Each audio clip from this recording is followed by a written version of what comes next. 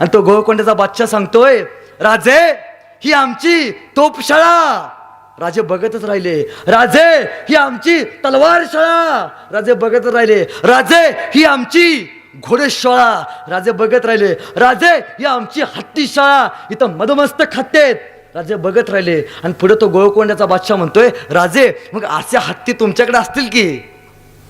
तसं राजे म्हणाले, अरे आमचा सह्याद्रीतला प्रदेश, या डोंगरदऱ्यावरती हत्ती कसा चालणार? आमच्याकडे हत्ती नाही, पण हत्तीच्या ताकदीची माणसं मात्र आमच्याकडे जरूर आहेत.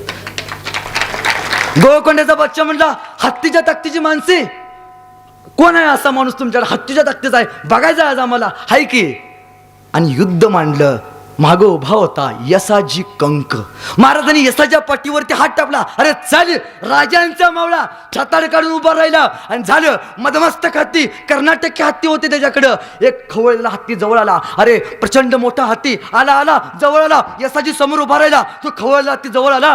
खवळलेला हत्तीने यसाजीला सांडीत पकडलं आणि वर उचललं. सगळे म्हणले, अरे गेला, बेमौत मेला यसाजी. वर वध गच्च करणं फेकलं. आकाशामध्ये यसाजी गेला. यसाजीनं आपली तलवार बाहेर काढली आणि साप पकडला. हत्तीच्या सोंडीवरती मारली. हत्तीची सोंड तुटून खाली पडली. महाराष्ट्राच्या हत्तीनं कर्नाटकच्या हत्तीला तिथं लोळवलं होतं.